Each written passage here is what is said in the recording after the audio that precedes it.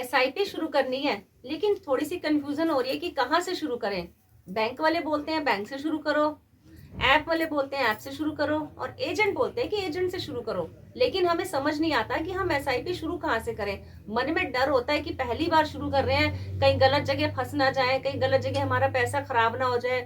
तो ये डर होता है, ये कंफ्यूजन होती है कि समझ नहीं आता कि हम शुरू कहाँ से करें। आज इन सभी सवालों के जवाब और सारी कंफ्यूजन के साथ हम बात करेंगे इस वीडियो में कि हमें एसआईपी कहाँ से शुरू करनी चाहिए। मैं सारे ऑप्शंस आपको एक एक करके बताऊंगी, उसके बाद आप निर्णय लेना कि आपको कहाँ से ज्यादा कंफर्टेबल लगती है और आपको कहाँ से शुरू करनी चाहिए। तो नमस्कार दोस्तों, मैं हूँ ज्योति आनंद। आप देख रहे हैं पसंद है चले गृहिणी की बात जो सिर्फ गृहिणी की। देखिए, एसआईपी हमें शुरू करनी होती है। हम गृहिणी महिलाएं हैं, सीधी सादी महिलाएं होती है, हमें ज्यादा समझ नहीं होती, ज्यादा कुछ समझ नहीं आती। वही जो है हम सीख रहे होते हैं, पहली बार शुरू कर रहे हैं। सबसे बड़ी बात होती है कि हम पहली बार शुरू कर रहे हैं। मन में आता है कि हमारे भी दो पैसे अच्छे रिटर्न आए, हमें हमारा भविष्य सुरक्षित हो। लेकिन अब हमें शुरू करनी है। बात यहाँ पे आती है कि हम शुरू कहाँ से करें। तो सबसे पहला ऑप्शन आता है बैंक का।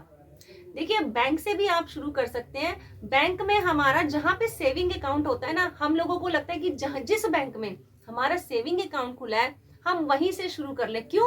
क्योंकि सालों से हम उस बैंक के साथ जुड़े होते हैं, हमारा टच बना होता है, हमारा विश्वास बना होता है उसके साथ। तो हमें बहुत ज्यादा इजी लगता है और बहुत ज्यादा कंफर्टेबल लगता है। इसलिए हम सोचते हैं कि जहाँ पे हमारा अकाउंट खुला है हम वहीं पे एसआईपी शुरू कर सकते हैं। इसमें क्या लगता है, एक आपकी केवाईसी होती है और एक छोटा सा कोई फॉर्म भरवाते हैं। वो बस फॉर्म भरवाएंगे और आपकी केवाईसी अपडेट करेंगे, बस आपकी एसआईपी शुरू हो गई।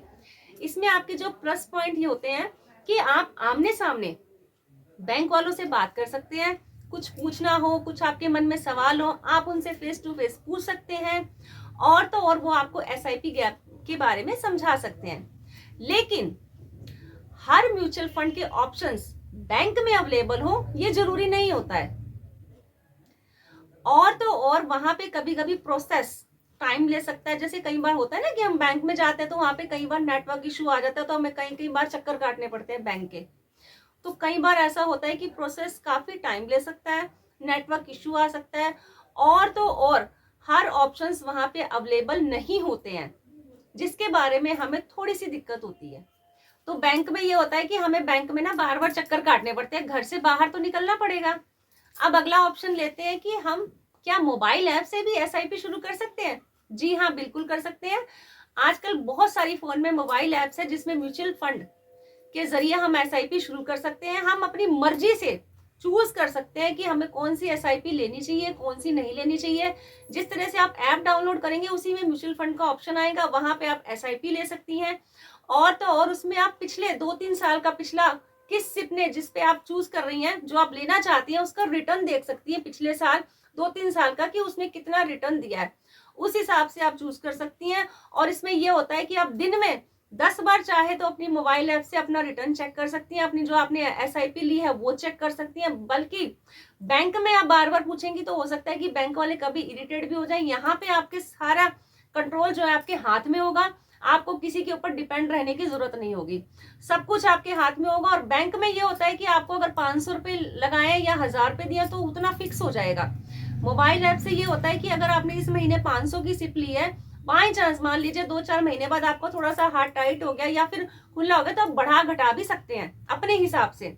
लेकिन बैंक में जो फिक्स हो गया फिर आपको उतना ही देना पड़ता है, उसके बाद आप बढ़ा सकते हैं। बस इसमें ये होता है कि आप इसमें भी नॉर्मल सी आपकी जैसे बैंक में होती है ना, उसी तरह से इसमें भी आपकी ऐसी केवाईसी होती है। बस इसमें आपको थोड़ी सी चीजें समझने की जरूरत होती है, थोड़ी सी जानकारी लेनी होगी। और इतना तो मुझे पता है कि अब मेरी बहनें इतनी तो समझदार हो ही गई हैं, घर बैठे इतनी समझदार हो गई हैं कि वो मोबाइल ऐप से भी अपनी एसआईपी खुद शुरू कर सकती हैं। इतनी तो समझदारी आप में आई गई है। अगला ऑप्शन है, क्या हम एजेंट के थ्रू भी एसआईपी ले सकते हैं? जी हाँ, बिल्कुल ले सकते हैं। एजेंट के थ्रू भी एसआईपी आप ले सकते हैं। एजेंट क्या करते हैं, आपकी इनकम, टाइम और गोल देख के आपको एसआईपी सजेस्ट करते हैं, आपको बताते हैं कि कौन सी एसआईपी आपके लिए ठीक है। और सारा पेपर वर्क वो खुद करते हैं। और तो और उनके थ्रू आप अगर लेती हैं तो वो आपको पर्सनल गाइडेंस देते रहते हैं, आपको सजेस्ट करते रहते हैं। और समय समय पर अगर आपको कुछ पूछना हो तो आप उनसे पूछ भी सकती हैं। लेकिन आपको इस चीज का ध्यान रखना होगा जब भी आप किसी एजेंट से एसआईपी लें कि एजेंट रजिस्टर्ड होना चाहिए। ऐसे वैसे एजेंट से आप एसआईपी ना लें। अब आप मेरी बहनें मुझे खुद बताइए कमेंट करके कि आपको इन तीनों ऑप्शन में से कौन सा ऑप्शन ज्यादा कंफर्टेबल लगता है। अगर आप बैंक और एजेंट के थ्रू लेना चाहती हैं तो आपको पर्सनल गाइडेंस मिलती रहेगी, और अगर आप मोबाइल ऐप से लेना चाहती हैं तो अगर मोबाइल ऐप से लेने के लिए अगर आप कुछ सीखना चाहती हैं और चाहती हैं कि सारा कंट्रोल आपके हाथ में रहे, तो फिर आपके लिए मोबाइल ऐप बेस्ट रहेगी। अब आप मुझे कमेंट करके जरूर बताइए कि आप कौन से ऑप्शन से एसआईपी लेना चाहती हैं। मैं आपके कमेंट का वेट कर रही हूँ, और मुझे पता है मेरी बहनें बहुत समझदार होगी, इंडिपेंडेंट होगी, इतना तो कर ही लेंगी। तो उम्मीद करती हूँ आज की वीडियो में आपकी कंफ्यूजन दूर हो गई होगी। अगर फिर भी कोई कंफ्यूजन है, कोई बात करना चाहती है, कुछ पूछना चाहती है, तो आप कमेंट में मुझसे पूछ सकती हैं। मिलते हैं इसी तरह के इंटरेस्टिंग वीडियो में, तब तक के लिए नमस्कार बहनों।